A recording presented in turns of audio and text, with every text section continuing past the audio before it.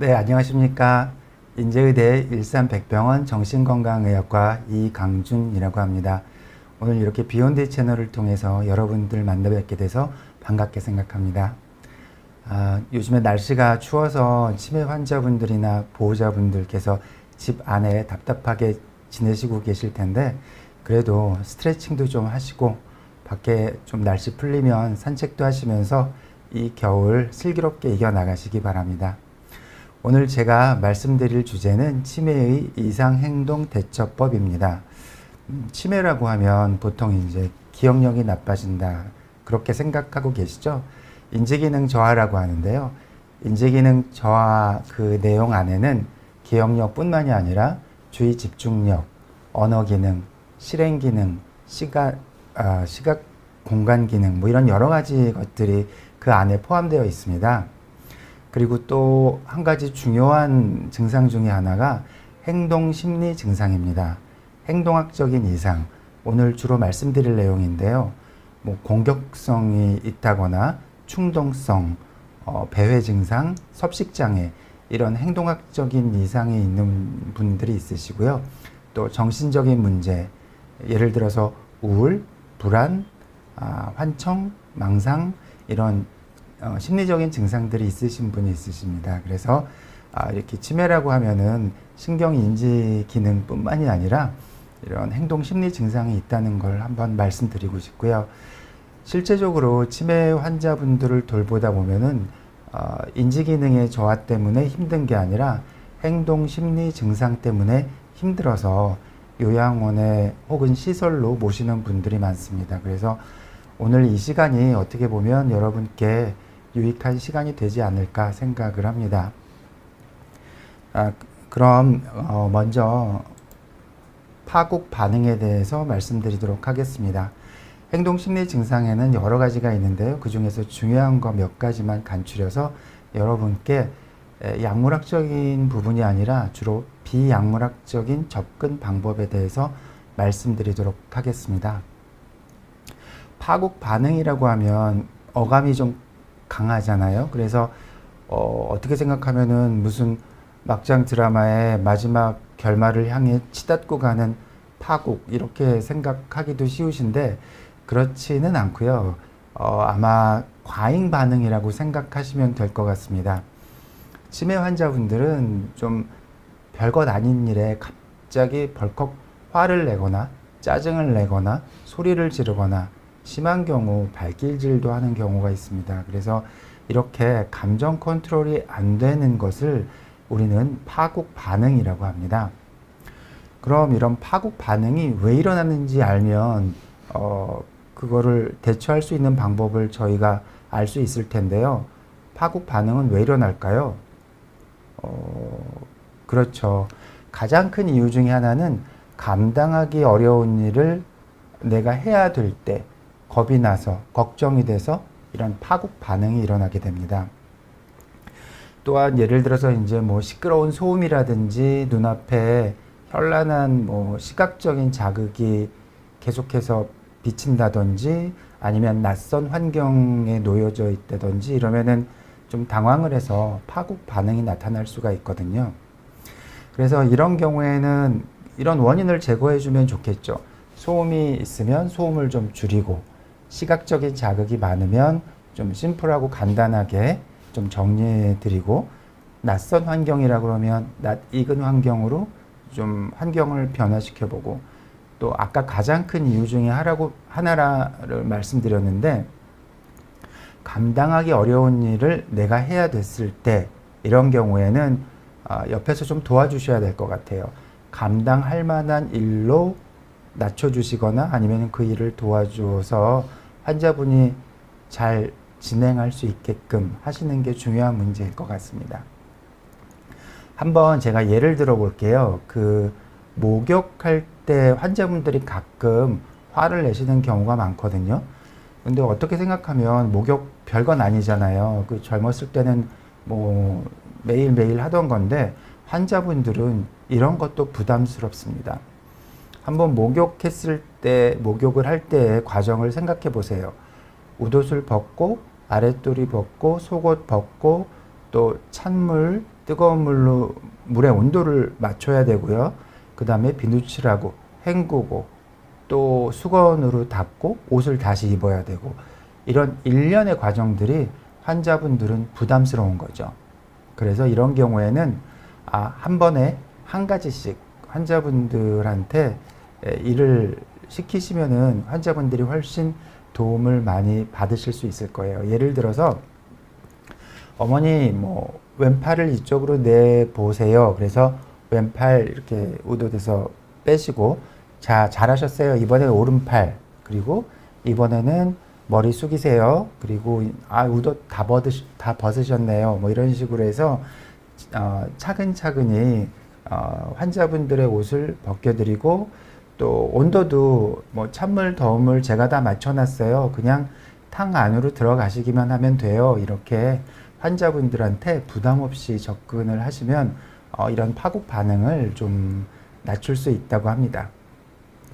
그리고 기왕에 목욕을 시키실 때 이런 살 접히는 부분에 욕창이라든지 상처가 있으실 수 있거든요. 그래서 그런 부분도 좀 보시고요. 목욕을 하게 되면 아무래도 자신이 옷을 벗는 거니까 좀 창피하거나 수치감을 느끼실 수 있으세요. 그래서 아무리 내 자식이지만, 매일 보는 요양보호사지만 조금 껄끄럽고 창피하실 수 있으시니까 또 그러지 않도록 잘 말씀을 드리는 게 좋을 것 같아요. 또 파국 반응을 일으키는 이유 중에 하나가 몸이 아플 때 그렇거든요. 내가 몸이 어디가 아픈데 치매 환자분들은 의사소통이 원활하지 않기 때문에 제대로 말씀을 잘 못하세요. 그래서 내가 어디가 아프고 짜증나는데 그거를 표현을 잘 못하니까 이제 파국 반응으로 신경질을 내고 화를 내고 뭐 발길질을 하고 이렇게 하시는 거죠. 그래서 환자분이 어디가 아픈지 여러분께서 잘 살펴봐 주시고요.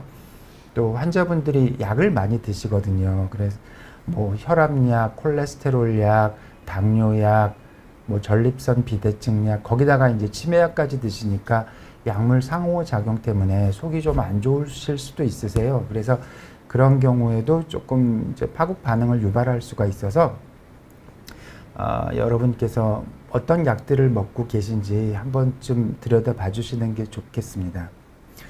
제가 오늘 이제 비약물학적인 접근 방법에 대해서 주로 말씀을 드리고 있거든요. 왜냐하면 약물을 먹게 되면, 복용하게 되면 아무래도 부작용이 생기게 돼요. 부작용이 생기면 이제 속이 메스꺼릴 수도 있고, 어지러울 수도 있고, 좀 진정작용이 생길 수도 있고, 사람이 멍해 보일 수도 있고, 그래서 되도록 약은 최후의 수단으로 가장 끝에 쓰는 게, 가장 마무리 단계에서 쓰는 게 적절합니다. 그래서 약물 치료는 되도록 맨 끝으로 미루시도록 하시는 게 좋다고 제가 말씀을 드리고 싶고요. 이런 행동심리 증상의 가장 기본적인 원칙은 부드러운 목소리로 차분하게 반복적으로 환자분한테 설명을 하시는 게 좋습니다. 물론 알면서도 잘 안 되시겠죠. 여러 번 얘기해도 잘 못 알아들으시니까 보호자분이 아무래도 화가 나고 짜증이 나고, 그러다 이제 또 갈등이 일어나고 그렇긴 하지만, 그래도 원칙적인 거는 그렇다는 것을 말씀드리고요. 어떤 분의 경우에는 이런 말씀을 하시더라고요. 치매 환자분이 좀 하루 종일 멍하니 앉아 있으니까 오히려 일을 시키는 게 도움이 되지 않을까요? 이렇게 말씀을 하시는데, 도움이 되는 부분도 있습니다. 그렇지만 또 그게 100% 다 맞는 건 아닌 게, 아까도 말씀드렸다시피 자신한테 감당하기 어려운 일을 시키면은 파국 반응이 일어나거든요. 그래서 옆에서 보시다가 환자분이 버거워한다, 짜증을 낼 것 같다, 감당하기 어렵다 이러면 재빨리 개입하시는 게 좋을 것 같아요. 그래서 환자분이 할 수 있는 일을 부담을 지우는 게 가장 바람직합니다. 그럼 두 번째, 배회 및 불면증에 대해서 한 번 또 비약물학적인 접근 방법에 대해서 말씀드리도록 하겠습니다. 배회라고 하면 이렇게 돌아다니는 증상이시죠. 치매 환자분들은 가만히 있지 못하고 돌아다니는 경우가 많거든요. 그래서 집을 나가서 집을 잃어버리는 경우도 있습니다. 그래서 경찰이 찾아오시는 경우도 있는데, 이렇게 배회 증상 때문에 아무래도 목걸이라든지 팔찌, 카드 이런 거를 준비해서 환자분 몸에 지니게 해드리는 게 좋습니다. 배회 증상은 이제 주로 밤에 일어나는 경우가 많은데요. 이 배회 증상을 없애려면 낮에 좀 운동을 시키시는 게 좋습니다. 조금 피곤해야지 저녁 때 배회 증상이 줄어들거든요. 그래서 낮에 운동하고 규칙적으로 활동을 하는 게 좋겠고요. 또 배회 증상은 낯선 환경에서 일어나는 경우가 많거든요. 그래서 새로운 집으로 이사를 갈 때, 또 새로운 환경, 예를 들어서 주간보호센터를 새로 갈 때, 이럴 때 좀 어색하고 새로운 환경이지 않습니까? 그래서 그런 경우에는 제 생각에는 미리 몇 차례 가시면 좋을 것 같아요. 새로운 집을 이사 갈 때도 가족들이랑 같이 어머니 여기가 새로 저희가 이사할 집이에요. 좋죠? 하면서 몇 차례 와보신다든지 아니면은 주간보호센터도 첫날에는 1시간, 둘째 날에는 2시간, 셋째 날에는 3시간 이렇게 기왕이면 가족과 함께 가셔서 좀 익숙해지는 게 도움이 많이 되실 것 같아요. 어떤 경우에는 이제 처음부터 아침부터 저녁까지 아무도 없이 혼자 갑자기 덩그러니 떨어뜨려 놓는 경우도 있는데 그런 경우는 적응하는데 조금 더 시간이 오래 걸리실 것 같아요. 이런 배회 증상이 밤에 주로 일어나는 경우가 많은데 이제 불면증 때문에 그렇죠. 불면증은 왜 생기냐면은 원래 나이가 들면요 몸 안에 생체 시계가 조금 변화가 생기거든요. 그래서 불면증이 생기기도 하고 또 낮잠을 많이 주무세요.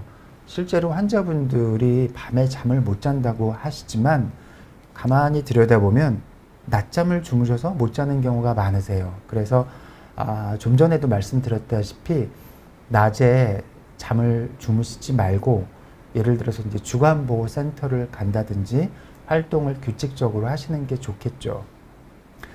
저녁 때 이제 소변 마려워서 소변 때문에 2차례, 3차례 정도 깨시는 경우가 대부분이시거든요.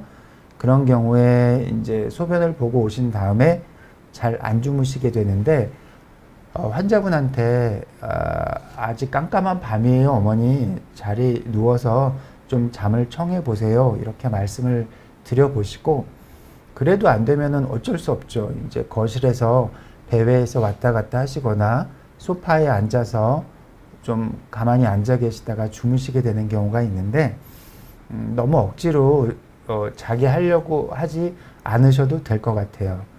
그렇게 한다고 해서 환자분이 또 잠을 주무시는 게 아니거든요. 어느 정도 피곤하면 또 졸음이 오기 때문에 안전에만 주의하시면 될 것 같아요. 발에 걸려서 넘어지지 않게 턱이 없게끔 턱을 없앤다든지 아니면은 미등을 켜둬서 화장실 갈 때 넘어지지 않게 하신다든지 가장 중요한 것 중에 하나는 밤중에 갑자기 현관문을 열고 나가서 넘어져 가지고 다치신 분이 있으셨거든요. 제 환자분에. 그래서 밤에 잘 때는 특히 창문, 현관, 그 다음에 위험한 가스 밸브 이런 거는 꼭 단속을 하고 환자분이 함부로 만지지 않도록 하시는 게 중요한 포인트일 것 같습니다. 이상 말씀을 드렸고요. 다음은 반복적인 질문과 행동에 대해서 말씀드리도록 하겠습니다. 환자분들이 또 이렇게 반복적인 이야기를 많이 하세요. 그래서 보호자분들이 대답을 하다 나중에 짜증을 내시는데 왜 그럴까요? 그렇죠. 기억이 잘 안 나기 때문이에요. 분명히 자기가 물어보고 대답을 들었는데 10분 뒤에 또 잊어버리시고 10분 뒤에 또 잊어버리시고 그래서 같은 말을 되풀이하시는 거거든요. 제 환자 같은 경우에는 이제 병원에 오기 전날에 불안해서 이렇게 반복적인 질문을 하시는 분이 많으세요.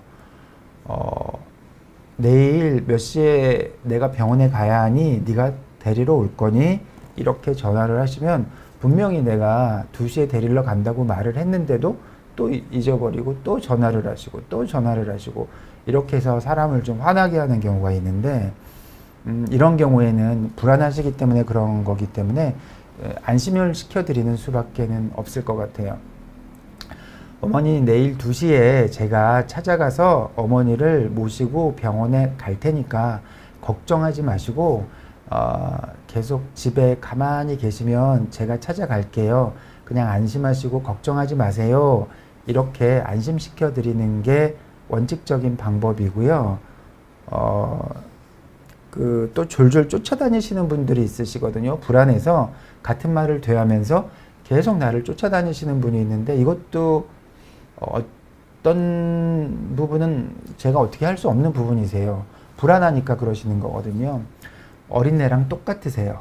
어린애가 엄마가 안 보이면 불안하듯이 치매 환자분들도 보호자가 없으면 불안하세요.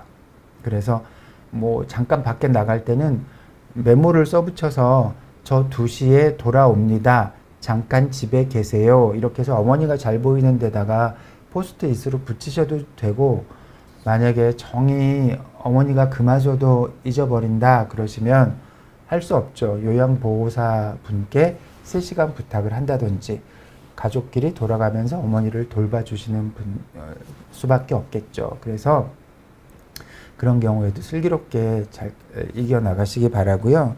반복적인 행동을 하시는 분들도 많으시죠. 계속 수건을 접었다 폈다 접었다 폈다 접었다 폈다 이렇게 하시는 분들이 있으신데, 이런 경우에도 부드럽게 얘기하면서 주의 집중을 딴 데로 돌리셔야 될 것 같아요.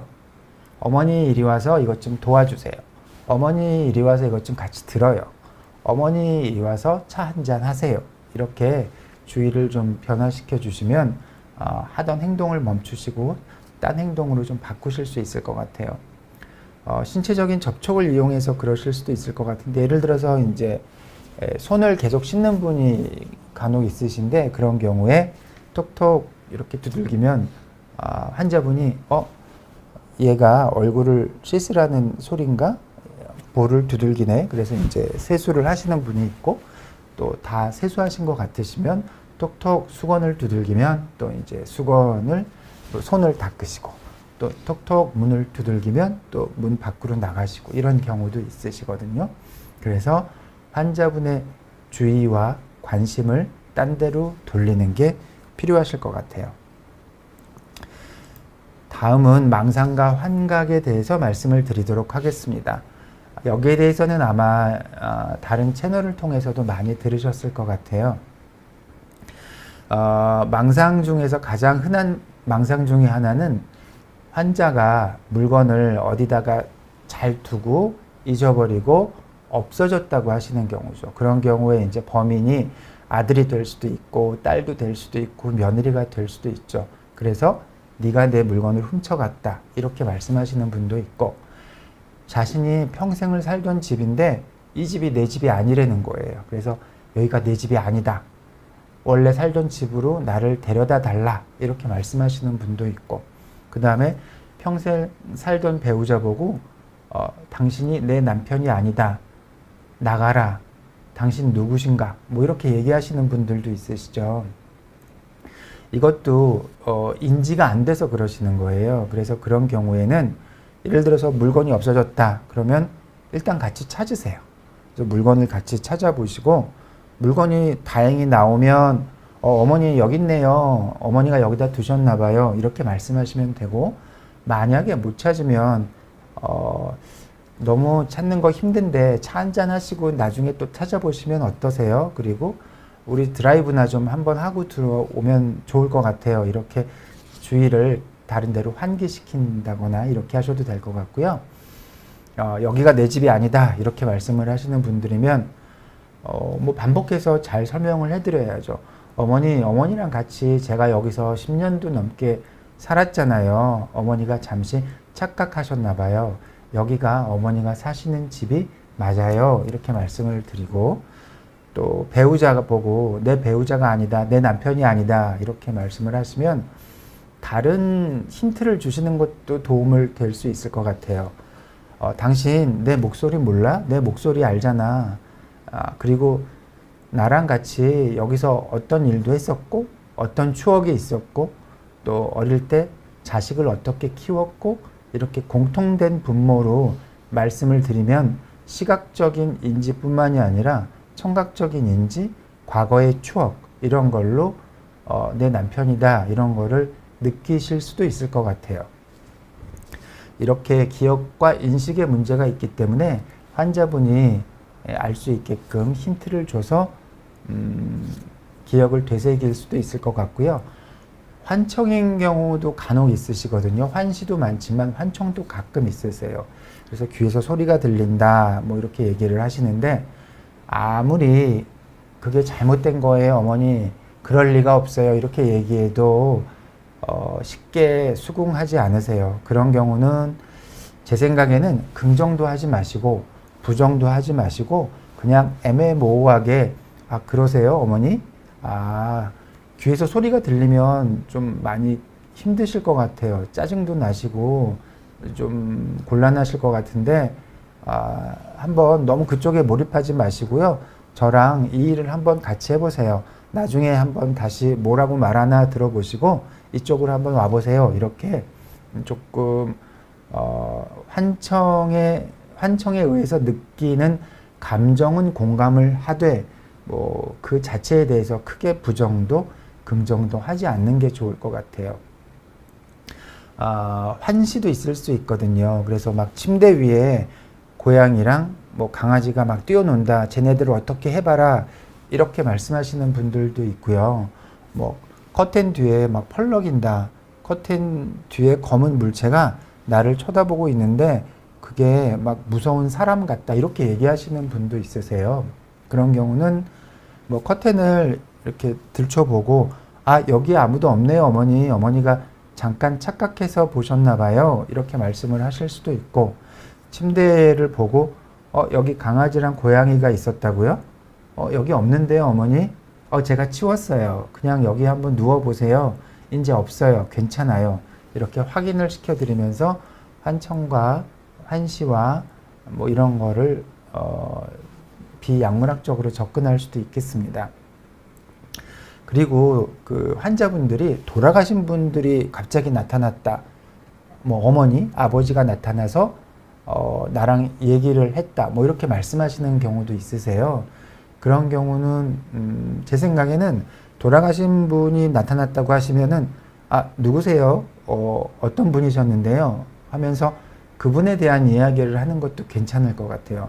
그분이 어떤 분이셨어요? 어떤 추억이 있으셨어요? 그분이랑 뭐 과거의 에피소드를 이야기를 하다 보면 환자분도 조금 좀 심리적으로 마음의 위안을 가지시고 불안증도 없으시고 그 자체도 좀 잊어버리시는 것 같으세요. 그래서 그렇게 망상과 환각을 조금 행동학적으로 극복하는 방법을 제가 말씀을 드렸고요. 다음은 약물치료. 마지막으로 이 부분 좀 말씀드리고 여러분들 질문 받아보도록 할게요. 제가 가장 끝에 약물학적인 접근 방법을 쓸 수 있다고 말씀을 드렸죠. 전 아무래도 정신건강의학과 의사니까 뭐 우울하면 항우울제를 처방하고 불안하면 항불안제를 처방하고 환청, 망상이 있으면 항정신병 약물을 처방하고 또 막 기분에 굴곡이 있다거나 막 충동성이 있다거나 공격성이 있으면 기분 안정제를 처방하고 이렇게 약물로 처방해 드릴 수는 있는데 이 약물이 아까도 말씀드렸다시피 약간 진정작용으로 졸릴 수도 있고 약간 정신을 멍하게 해서 인지기능이 떨어질 수도 있기 때문에 그런 부작용을 잘 보시고 의사랑 상의해서 처방을 받으셔야 될 것 같아요. 또 약물이 상호작용이 있을 수 있거든요. 예를 들어서 파킨슨 치매인 경우에 파킨슨 때문에 파킨슨 약물을 드시는 분이 있으세요. 그런데 파킨슨은 도파민이 적게 분비돼서 생기는 병이거든요. 그래서 파킨슨 약물을 쓰면 도파민이 많아져요.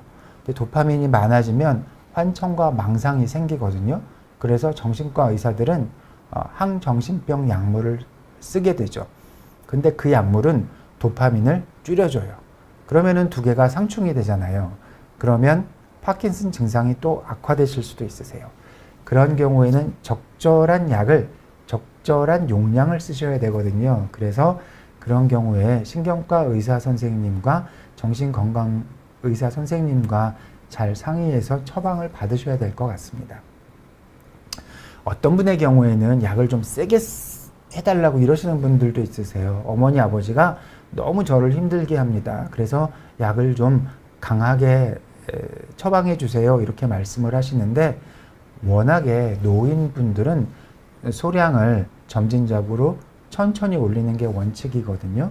왜냐하면 좀 약에 예민하시고 민감하시고 낙상의 위험성이 있기 때문에 그러세요. 그래서 조금 더디 났더라도 의사 선생님이 일주일에 한 번씩 자주 오라고 하시더라도 약이 적정될 때까지는 의사 선생님 말을 잘 따르시는 게 좋을 것 같습니다. 그리고 이런 질문도 좀 많이 하세요. 언제 요양원에 보내드리는 게 적절할지 잘 모르겠어요. 이렇게 말씀을 하시는데, 그건 정답이 없죠. 가족 환경에 따라 다르고요. 또 환자분의 상태에 따라 다르고, 또 보호자분의 자세에 따라 다른데, 제 생각에는 이제 치매 초기인 경우에는 주간보호센터 같이 아침에 갔다 저녁 때 오는 이런 센터를 이용하시는 게 좋을 것 같고요.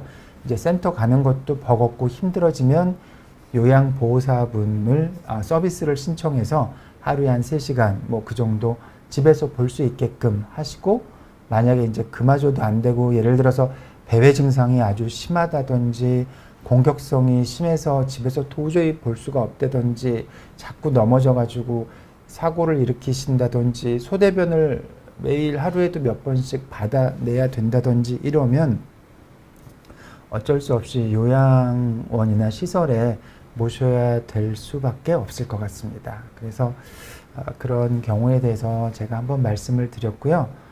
제가 이제 여러분들 아침 시간인데도 불구하고 이렇게 질문을 올려주셔서 Q&A 시간으로 질문을 좀 받도록 하겠습니다. 끝으로 제가 이제 질문 이제 올라올 동안에 드리고 싶은 말씀은, 여러분께서 많이 애쓰고 계시다는 걸 말씀드리고 싶어요. 치매를 앓는 사람도 힘들지만 치매를 옆에서 간병하는 것도 진짜 보통 일이 아니거든요. 하루 24시간 나의 시간을 희생해서 어머니, 아버지를 돌봐드리는 거기 때문에 정말 대단한 일을 하시는 거예요. 그래서 제가 응원하고 싶고 잘하고 있다고 말씀드리고 싶고, 때로는 환자분에 대해서 짜증도 나고 화도 나고 또 그래서 화를 내시기도 하시겠죠. 그리고 또 한편으로는 그렇게 화를 낸 거에 대해서 죄책감도 가지시고, 또 내가 잘하고 있는 걸까? 이렇게 생각을 하실 텐데 잘하고 계시는 겁니다. 정말 환자분들을 옆에서 간병한다는 거는 제가 볼 때는 진짜 존경스러운 일이라고 생각을 해요. 그래서 환자분께 지금 하고 있는 거는 잘하고 계시고 있는 거라고 말씀을 드리고 싶고, 자기 시간을 좀 가지시는 게 좋을 것 같아요. 내가 힘들고 짜증나면 환자분한테 그대로 가시거든요. 그러면 환자분도 눈치가 있으셔서 딸이 화를 내면 환자분도 겁내하고 무서워하고 또 반대로 화를 내세요. 그래서 자녀가 행복하고 즐겁고 우울하지 않은 게 결국 어머니를 위한 거니까 뭐 일정 시간 요양보호사한테 부탁을 하든 돌아가면서 보든 자기 시간을 가지시는 게 좋다는 걸 한번 말씀드리고 싶습니다. 네, 그럼 질문을 한번 볼까요? 안녕하세요. 엄마 아빠가 환갑이 넘어서 머리 좀 쓰는 책이라든가 공부 뭐라도 해보라고 하는데 TV만 보고 사람들이랑 대화 정도만 합니다. 이 노인분들을 어떻게 해야 할까요? 이렇게 질문을 주셨어요. 그 책 같은 거 이제 치매 안심센터에서 주시는 분도 있거든요. 책이라고 해서 뭐 거창한 책 아니라도 돼요. 초등학교 그 산수책도 괜찮고요. 그냥 간단하게 시 같은 거 같이 따라서 읽는 것도 좋죠. 그래서 머리를 쓸 수 있는 책을 들여서 뭐 퍼즐도 괜찮고 이런 거를 해보면 좋은데 잘 안 하시죠. 제 환자분도 잘 안 하세요.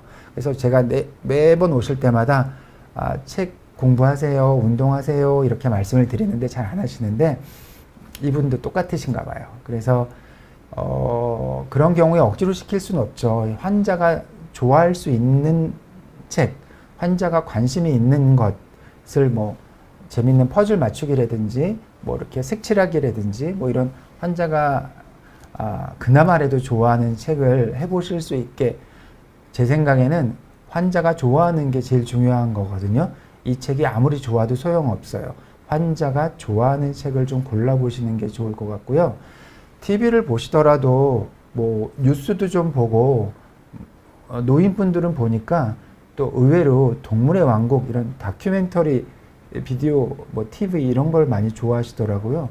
그런 것도 좋고, 대화하는 것도 좋죠. 대화를 하는 것도 좋은데, 기왕이면 좀 생산적인 대화를 할 수 있는 것들, 어제 있었던 일, 그저께 있었던 일, 이런 거를 되새길 수 있는 대화를 해서 인지 기능을 되새기는 것도 나쁘지 않습니다. 제 생각에는 뭐든지 할 수 있는 걸 하시는 게 좋을 것 같고, 어머니, 아버지가 어떤 환경인지는 모르겠지만, 치매 안심센터, 그 주간보호센터를 이용하시는 것도 좋을 것 같아요. 그런 경우에 가시면 거기서 하루 종일 프로그램이 있고, 또 옆에 사람들이랑 한두 마디라도 하고 또 밥도 주고 이러니까 좋을 것 같은데, 한번 주간보호센터를 적극적으로 권해보시는 것도 고려해 보시면 좋을 것 같아요. 또 같은 말을 계속해서 며칠씩 하는 것도 치매와 관련이 있나요? 관련이 있죠. 제가 아까 반복적인 말과 행동 심리 증상의 하나라고 말씀을 드렸죠. 치매가 되면 뇌에 안 좋은 물질이 축적이 돼서 이런 행동이 나오거든요. 그래서 같은 말을 되하시는 거죠. 그 이유는 뇌에 손상을 입어서, 또 기억이 없어서, 또 불안해서, 이렇게 같은 말을 계속해서 또 하시는 것도 강박적인 증상처럼 보이는데 치매와 관련이 있고요. 그리고 또 겪어보시면 아시겠지만 주제가 바뀌죠. 같은 말을 하더라도 한 일주일 이 얘기했으면 또 그 다음 주에는 또 다른 데 꽂히시고, 또 그 다음 주에는 다른 데 꽂히시고, 그래서 주제를 바꾸고 주의 집중을 바꾸시는 게 도움이 됩니다. 또 평촌에 계신 분이 또 질문을 주셨네요. 어지럽다고 하는 것도 치매 전조 증상이라고 볼 수 있나요? 원칙적으로 뭐 치매 때문에 어지러움증이 생길 수는 있겠죠. 근데 어지러움증은 워낙에 이유가 많아요. 원인이 많습니다. 그래서 귀의 전정기관이 안 좋을 때도 어지럽고, 뇌 혈액순환이 안 돼도 어지럽고, 뭐 혈액이 잘 순환이 안 되거나 아니면은 헤모글로빈 수치가 낮아서 빈혈이 있을 때도 어지럽고, 심리적으로도 어지럽고, 치매 때문에도 어지러울 수가 있거든요. 그래서 어지러움증의 원인을 먼저 찾아봐야 될 것 같아요. 이비인후과에서 전정기관 검사를 한다든지, 아니면 신경과에서 혹시 뇌에 혈관이 막힌다거나 뭐 좁아진다거나 이래서 어지러운 건 아닌지 알아야 될 것 같은데, 어지러움증과 치매가 연관은 있지만 치매 자체가 뇌가 퇴행돼서 뇌가 쪼그라들어서 생기는 병이기 때문에 연관은 있다고 말씀을 드리겠지만, 꼭 이게 전조 증상이다 이렇게 말씀드리기는 어려울 것 같아요. 이거는 워낙에 어지러움증의 원인이 많기 때문에요. 선생님, 우울증과 치매가 연관이 있을까요? 이름이 아주 예쁘네요. 쪼꾸송이 얌얌얌님이 말씀 주셨는데, 반대로 행복하게 살면 치매 예방에도 좋을까요? 그렇죠. 가성치매라는 게 있거든요. 겉보기는 치매랑 똑같아요. 그런데 가짜 치매라는 거죠. 그런 경우에는 우울증인 경우가 많습니다. 사람이 멍하고 묻는 말에 대답도 안 하고 하루 종일 가만히 앉아 있고 그냥 죽고 싶다고 얘기하면서 날짜를 물어봐도 모르고 여기가 어딘지 물어봐도 대답도 안 하시고 이런 경우가 있으세요. 그런 경우는 잘 살펴보면은 그 이면에는 우울증이 있는 경우가 많거든요. 그런 경우에는 치매약이 아니라 우울증 약을 드시면 회복이 되세요. 그래서 처음에 저한테 오셨는데 치매라고 오셨는데 제가 인터뷰를 해보고 면담을 해보니까 우울증이시더라고요. 그래서 치매약이 아니라 우울증 약을 드셔서 회복이 되셔서 인지 기능이 제 자리로 돌아오신 분이 있으시거든요. 그렇게 정신건강의학과 의사한테 가성 치매, 우울증이라고 하거든요. 그것과 진짜 치매인지 아닌지 구분하는 것은 중요하고요. 당연히 행복하게 살고 우울하지 않으면 치매 예방에 좋은 건 당연한 겁니다. 그래서 즐겁게 지내시면 그만큼 치매 예방에 도움이 많이 된다는 걸 제가 강조해서 말씀을 드리고 싶고요. 치매 예방도 궁금합니다 하고 질문을 주셨습니다. 한간에는 손을 많이 쓰는 일, 피아노 치기, 호두 돌리기 하면 예방이 된다고 하는데 맞나요? 치매는 완치란 개념이 있나요? 거꾸로 이렇게 돌아가 보면 치매는 완치되기는 쉽진 않은 것 같아요. 완치되는 치매도 있습니다. 가역성 치매라 그래서 예를 들어서 뭐 비타민 수치가 떨어져서 생기는 치매라든지 아니면 뇌 종양이 갑자기 생겨서 생기는 치매라든지 뇌 혈관에 문제가 있어서 생기는 치매라든지 이런 거는 뭐 종양을 떼어내고 혈관을 뚫고 비타민 수치를 높이고 이래서 완치를 해 드릴 수는 있어요. 하지만 치매의 가장 많은 퍼센트를 차지하는 알츠하이머 병이나 뭐 전두축두엽 치매나 루이체 치매나 파킨슨 치매인 경우에는 한번 시작이 되면 서서히 나빠지기 때문에 완치하기가 쉽진 않으세요. 그래서 나빠지는 속도를 늦춘다라고 생각을 하시는 게 더 좋을 것 같아요. 대부분의 치매는. 그리고 손을 많이 쓰는 일, 피아노, 호두 돌리기 이런 거는 도움이 되세요. 그래서 그 가장 치매에 도움이 되는 치매 예방 방법이 하루에 한 40분에서 50분씩 걷는 거거든요. 그래서 그런 활동을 하는 것이 치매에는 도움이 된다고 논문에도 나와 있어요. 그리고 이렇게 뭐 발을 계속 톡톡톡톡 친다든지 손을 호두 돌리기를 한다든지 이런 것도 뇌를 쓰는 거기 때문에 치매 예방에 도움이 됩니다. 그래서 이런 것들을 하시는 게 좋겠고요. 문헌에 그렇게 이제 직접적으로 효과적이다 이렇게 나와 있지는 않지만 이 밖에도 뭐 음악 치료, 미술 치료, 그다음에 강아지랑 노는 것, 그다음에 향을 맡는 것, 그다음에 직접 활동을 하고 참여하는 것, 노래를 부르는 것 이런 것들도 도움이 된다는 보고가 종종 있거든요. 그래서 활동을 하시는 것은 치매 예방에 도움이 많이 된다고 말씀드리고 싶습니다. 또 메리 포핀스 님께서 질문 주셨네요. 조심스럽게 남편하고 상의는 해봤는데 갑자기 흥분하셔서 심하게는 몇 시간을 욕하고 저를 쫓아다니면서 힘들게 하세요. 아유, 많이 힘드시겠습니다. 그럴 때는 제가 고통에 가까워서 혹시 진정제 같은 약을 드리는 경우가 있나요? 조심스러운 질문입니다. 연세는 100세 가까우세요. 아주 장수하고 계시네요. 이렇게 오래 사시는 건 좋은데 이런 증상이 있으면 좀 많이 힘드시죠? 제가 보기에 제가 초반에 말씀드린 파국 반응 좀 비슷한 증상이 있으시네요. 갑자기 흥분하셔서 막 욕을 하고 막 이러시는 것 같은데 욕하고 쫓아다니는 거 보면 아마도 머릿속에는 약간 망상이 있으신 것도 같아요. 쟤네들이 나를 버리지 않을까? 쟤네들이 내 흉을 보는 거 아닐까? 쟤네들이 나를 어디다가 갖다 버리는 거 아니야? 내 돈을 훔쳐가는 거 아니야? 이런 피해 망상이 있으실 수도 있을 것 같고요. 환청이나 그런 게 있을 수도 있어요. 귀에서 이제 쟤네들이 지금 당신 욕을 하고 있다. 쟤네들한테 빨리 쫓아가서 쟤네들을 쫓아내라. 뭐 이런 식으로 환청이 있으실 수도 있어요. 그리고 이제 그거가 아닌데도 불구하고 파급 반응이 나타나실 수도 있는데 그런 경우에는 아까 비약물학적인 방법으로 주의를 딴 데로 돌려보시고 만약에 해도 안 되시면 약물 치료를 쓰시면 도움이 될 수 있죠. 이렇게 해서 오시는 분은 정말 많으세요. 그래서 너무 고민하지 마시고 정신건강의학과 선생님을 찾아가시면 아마 제 생각에는 진정할 수 있는 항정신병 약물을 처방해서 드릴 것 같아요. 그런 약물을 드리면 피해 망상을 좀 줄여주고 환청을 줄이고 욕하고 소리 지르고 이런 막 행동학적인 이상을 좀 잠잠하게 해 드릴 수 있거든요.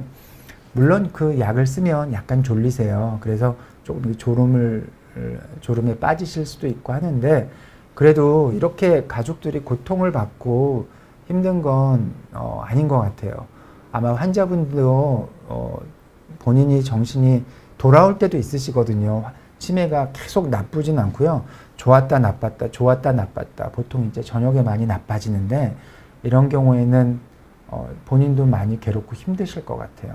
그런 경우에는 좀 약을 먹는 것도 도움을 받으실 수 있으시니까 가까운 정신건강의학과나 대학병원 가셔서 이 사정을 말씀하시면 처방이 가능하세요. 그래서 너무 걱정하시지 말고 고민하시지 말고 상의를 해보시기 바랍니다.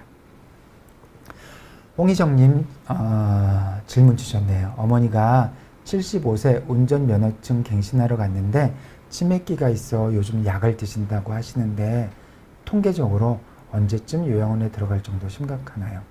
5년쯤 마음의 준비를 하려고 하나 봐요. 75세시면 생물학적인 나이가 이제 운전면허증은 그만하실 때도 됐어요. 보통 뭐 65세 이상이 넘으면 서서히 운전을 이제 접기 시작하시거든요. 요즘은 뭐 다들 건강하시니까 75세 정도까지도 운전을 하시는데, 나이가 드시면 치매뿐만이 아니라 운동신경이 좀 떨어지기 때문에 내가 아무리 운전을 잘한다고 하더라도 순간적으로 뭐 차가 튀어나온다든지 막 사람이 튀어나온다든지 이러면은 운전 기능이 좀 떨어지세요.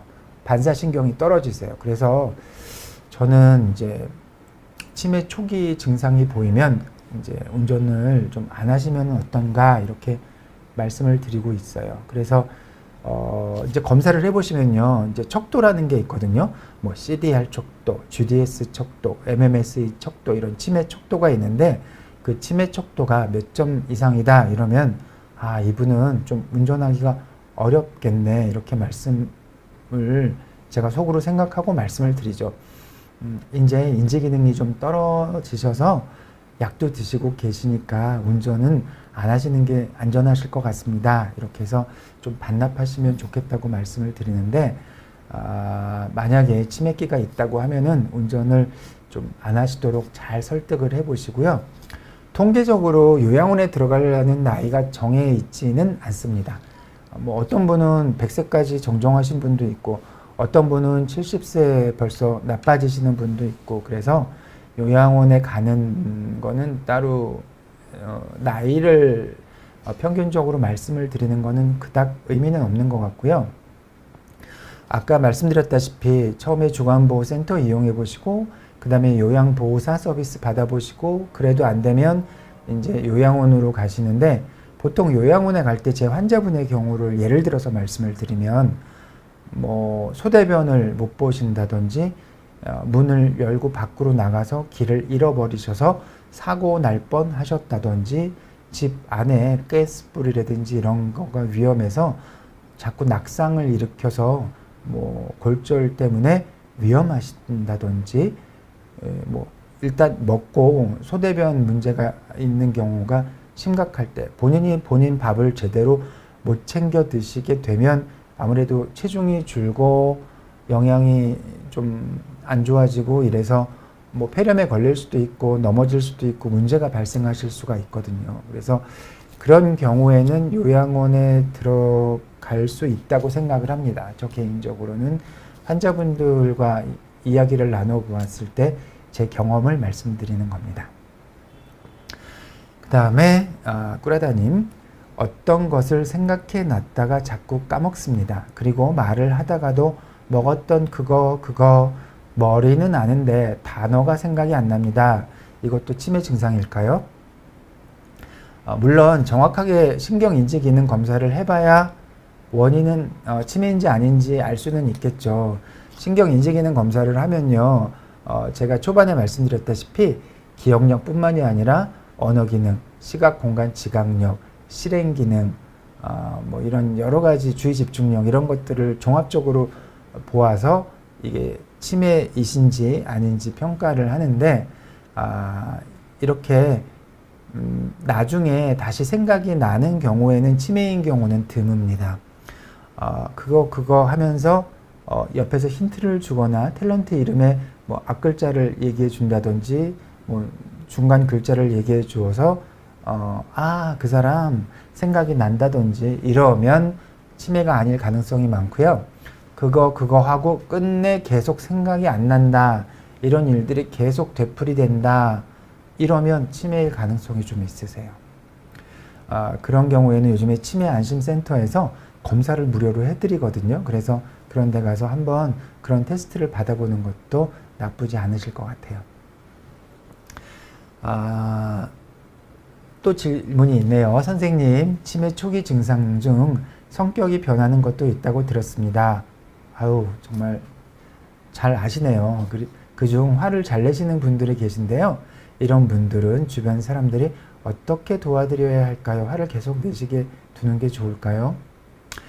치매 환자분들 중에 성격이 변하는 분들이 있으세요. 아주 질문을 잘 해주셨는데, 물론 알츠하이머 병도 성격이 변하지만 전두축두엽 치매라고 있는데요. 전두엽과 축두엽이 위축이 돼서 생기는 치매인데, 그런 분의 경우에는 인지기능이나 기억력은 나중에 나빠지고요.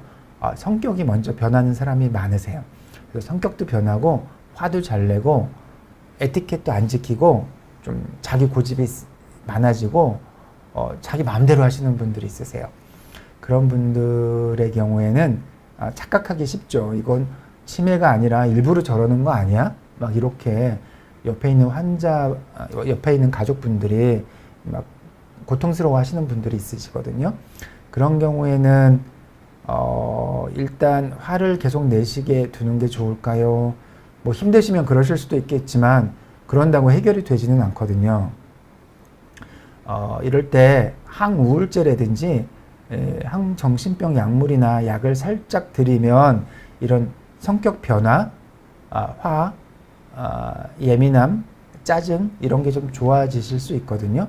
그래서 환자분한테 요즘 어머니가 스트레스가 좀 많으신 것 같아요.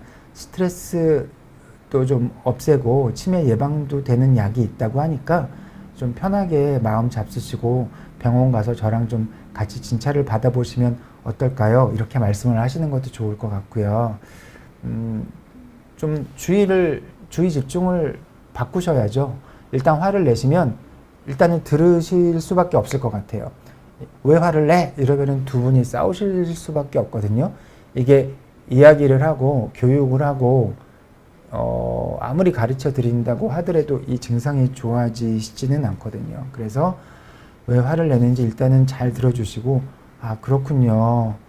그러실 수도 있었겠어요. 이렇게 공감을 해드리면서 딴 데로 주의를 바꾸시는 수밖에 없을 것 같아요. 같이 왜 화를 내시는지 이유도 없이 그렇게 화를 내는 거는 이해할 수가 없다고 얘기를 하시면 두 분이 싸움밖에 되시지 않을 것 같아요. 병이라고 생각하시는 게 좋을 것 같아요. 치매 환자분들이 가장 싸우는 이유 중에 하나가 이렇게 멀쩡하게 보이는데 왜 나한테만 저러실까 이렇게 해서 싸우는 경우가 많으신데요. 멀쩡하지 않으세요. 치매는 병이다 생각하시고 뇌에 손상을 입어서 그러시는구나 이렇게 생각을 하시고 제가 아까 뭐라고 말씀드렸어요. 부드럽게 차분하게 반복적으로 말씀을 드리라고 제가 말씀드렸죠. 그렇게 접근하시기 바랍니다. 또 질문이 있네요. 어머니께서 치매약을 드시고 계십니다. 무릎도 안 좋으신데요. 몇 년 전에 넘어지셔서 어깨뼈가 부러지셨습니다. 무릎도 안 좋으신데 어깨뼈까지 부러지셨네요. 어떠한 이유라도 운동하시기가 힘들다면 치매도 더 빨리 나빠지시나요? 원칙적으로는 그렇긴 하세요. 운동을 안 하시면 하루 종일 멍하니 앉아있는 시간이 많으시거든요. 그러면 자극이 없으시잖아요. 그러면 치매가 좀 빨리 오세요. 그래서 저도 그런 경우가 무척 안타까워요. 제가 운동하세요 말씀을 드리면 무릎 수술을 해서 꼼짝을 못하는데 어떻게 운동을 합니까? 또 운동하세요. 그러면 허리가 아픈데 내가 나가고 싶어서 아무리 애를 써도 못 나가는데 그렇게 말씀을 하시면 곤란하죠. 뭐 이렇게 섭섭하다고 말씀을 하시는 분들이 있으신데, 그런 경우에는 어쩔 수 없기는 하지만, 그래도 의외로 운동을 할 수 있는데 안 하시는 분들이 있으세요. 아파서 못해 하시지만 정형외과 의사나 재활외과 의사한테 가서 물어보면 운동하시라고 하세요. 아픔, 통증에도 불구하시고. 그런데 아프니까 안 하시는 거예요. 그래서 할 수 있는 운동을 찾아서 조금이라도 스트레칭이라도 할 수 있게 해주시고, 자극을 자꾸 주세요. 뭐 책이라도 읽으시던지, 글이라도 쓰시던지, 색칠이라도 하시던지, 이렇게 해서 자극을 주어서 운동을 대체할 수 있는 거를 한번 마련을 해주시면 좋을 것 같아요. 운동하기가 힘들면 치매도 나빠질 수는 있지만, 다른 자극을 이용해서 재활 치료, 그런 조작을 할 수 있게끔, 운동을 할 수 있게끔 해주시면 치매를 막으실 수 있을 것 같아요. 네, 오늘 이렇게 50분에 걸쳐서 쭉 치매에 대해서 말씀을 드렸습니다. 특히 치매에 대해서는 이미 여러 채널을 통해서 많은 정보를 얻으셨을 것 같아요. 그래서 오늘은 행동심리 증상에 대해서 비약물학적인 접근 방법에 대해서 말씀을 드렸는데 도움이 되셨으면 좋겠고요. 만나 뵙게 돼서 반가웠고, 혹시 또 다음 시간에 연장을 해서 말씀을 드릴 수 있으면 이어나가도록 하겠습니다. 오늘 치매에 대한 강연 여기서 마치도록 하겠습니다. 끝까지 시청해 주셔서 감사합니다.